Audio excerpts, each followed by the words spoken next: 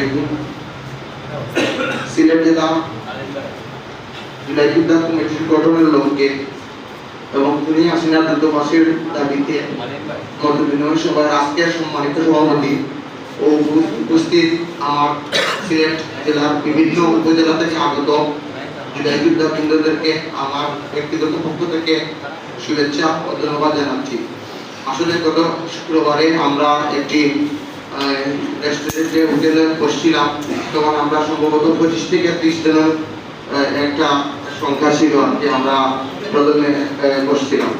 আজকে আলহামদুলিল্লাহ আজকে 30-এর উপরে, সম্ভবত 30 দুগুণা 60, আমার কাছে মনে হচ্ছে 60 জনের উপরে এখানে আমরা উপস্থিত আছি।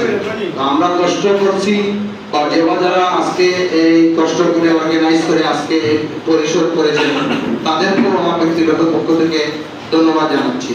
আজকের মূল এজেন্ডা হলো যে আমরা গত 2-1 মাস পূর্বে আমরা পিটিআই যে অডিটোরিয়ামে আমরা ডিসি সাহেবের সাথে আলোচনা করেছিলাম যে একটা কমিটি গঠনের লক্ষ্যে, সেই এজেন্ডা আজকে মূলত সেটার জন্যই আজকে এখানে বসা।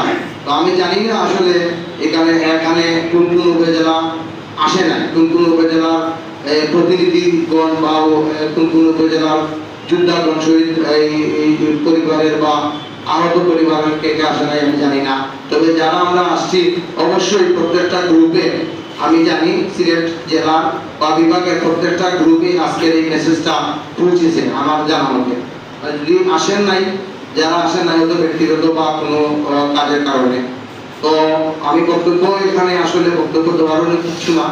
আমি এটাই শুধু বলবো যে আমরা যে কমিটিটা গঠন করব, আমার ব্যক্তিগত একটি মতামত হলো, একটু আগে যে বক্তা আমার রাজু ভাই বা এর আগে আরো মুস্তাফিজ যে বলে গিয়েছে যে আমরা আসলে যদি কমিটি গঠন করি, আমরা প্রথমেই যদি একটা পূর্ণাঙ্গ কমিটি করে দেই তাহলে আমার মনে হয় এটা মানে কতটুকু এই সাফল্য পাবে আমি জানি না। আর কি ব্যক্তিগত মতামত হলো গিয়া প্রতিটা উপজেলা থেকে 2জন অথবা 3জন করে প্রথমে যদি আমরা একটা আহ্বায়ক কমিটি গঠন করি, আহ্বায়ক কমিটি গঠন করার পর আমরা 2-3 মাস বা 6 মাসের জন্য যদি করার পর দেখা যাবে যে এই আহ্বায়ক কমিটি কতটুকু অগ্রসর হয়েছে এবং এই আহ্বায়ক কমিটি দিয়ে আমরা এই সিলেট জেলার পূর্ণাঙ্গ কমিটি আমরা দিতে পারবো কিনা না, এটা হলো কি আমার ব্যক্তিগত মতামত। আশা করি আমার এই মতামতটা আপনারা সবাই গুরুত্ব সহকারে দেখবেন।